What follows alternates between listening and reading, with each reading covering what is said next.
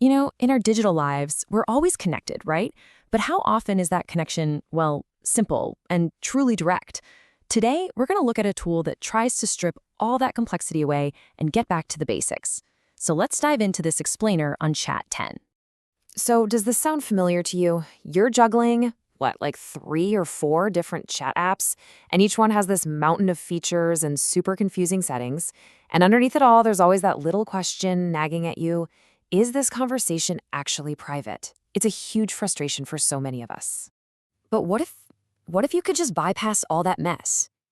Imagine opening up a tool, connecting directly with someone, and just talking.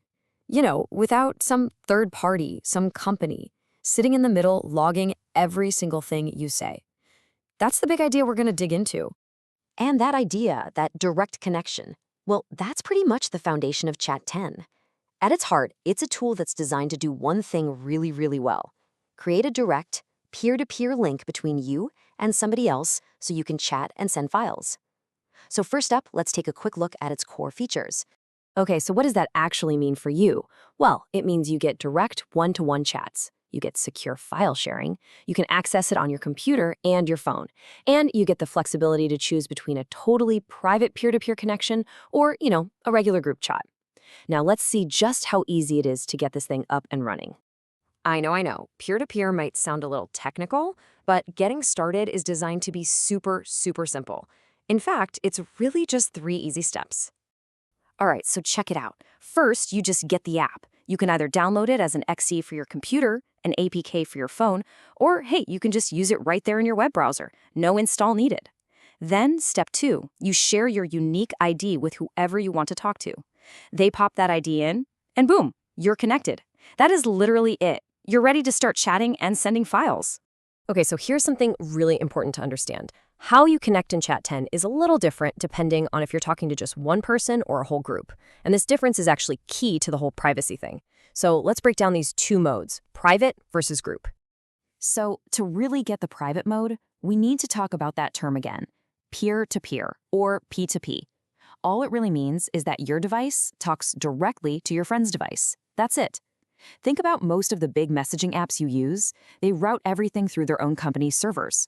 P2P cuts that out. It creates a direct digital line just between the two of you. No middleman at all. And this really shows you the 2 options side by side. Over on the left, you've got private mode. See that? It's a direct P2P connection. Just your device talking to their device. But then on the right, for group chats, a server has to get involved to coordinate the conversation between everybody. So the main takeaway here is pretty simple. You get that maximum top-tier privacy with the direct P2P connection when it's one-on-one, and then you get the convenience of a server when you need that group chat functionality. So why do we even care about this? Why does a direct connection matter so much?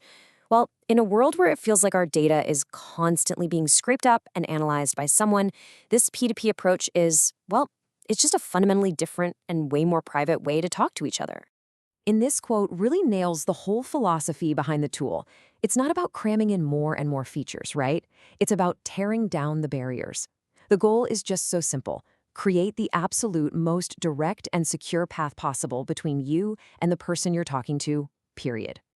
So if you're curious and you want to try this direct approach for yourself, the app is available right here at this address. You can run it straight from your browser, which is super easy, or you can grab the installers for your computer or your phone. And that kind of brings us to one last big question. As all of our digital tools get more and more complicated, just packed with features we probably never even use, maybe the real innovation isn't adding more stuff. Maybe it's a return to simplicity. So is the most powerful connection actually the most direct one? It's definitely something to think about. Thanks for checking out this explainer with me.